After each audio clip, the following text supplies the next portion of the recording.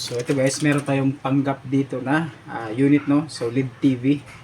So ang problema niya is putok yung mga driver ng pinaka MOSFET niya, no? Sa power, sa primary. So ang gagawin natin ngayon is maglalagay tayo ng 5 wires, no? So madaling ikabit lang ito. So sundan nyo lang. So napaka simple lang nito.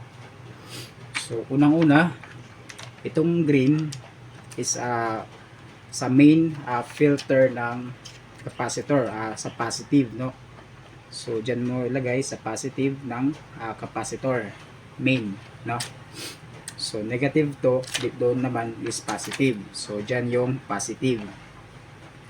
Tapos ito namang white is dito sa pinaka right side ng optocoupler, no? So dito mo siya ilalagay.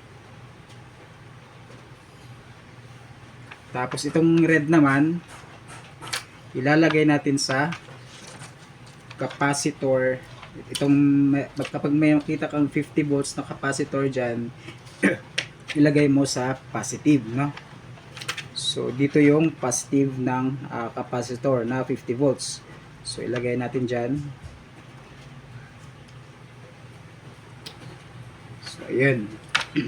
Ito namang black guys, so katabi lang ng optocoupler, so which is negative to main capacitor. So dito siya nakalagay. So ito na lang natin ilagay sa optocoupler para madali lang, no? O pwede din sa main capacitor ng negative. So ito naman guys na yellow is for drain ng MOSFET, no? So dito siya sa gitna. So dito na natin ilalagay. So yun ang kanyang connection, no? So sundan nyo guys, madali lang. So yan lang ang kanyang connection. Green para sa main capacitor, positive. Ito naman yellow sa drain.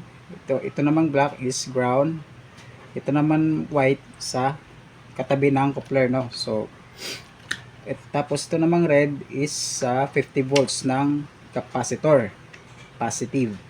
So ganun lang maglagay ng 5 wires. So try natin kung gagana. So para matanggal yung mga sinoldahan natin dyan, so mas mabuti lagyan natin ng lacquer thinner para iwas sablay, no? So ayun, try natin kung gagana ating nilagay na 5 wires.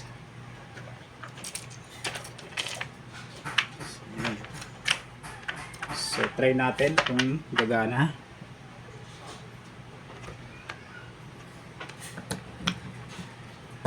So ayun, meron siyang power, no?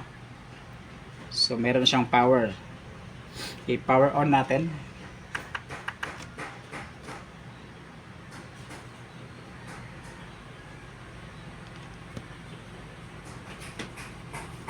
So ayun, okay ang ating nilagay. So ayun. So ayun, yun lang guys. Sana masundan ninyo ang paglagay ng 5 wires. Okay.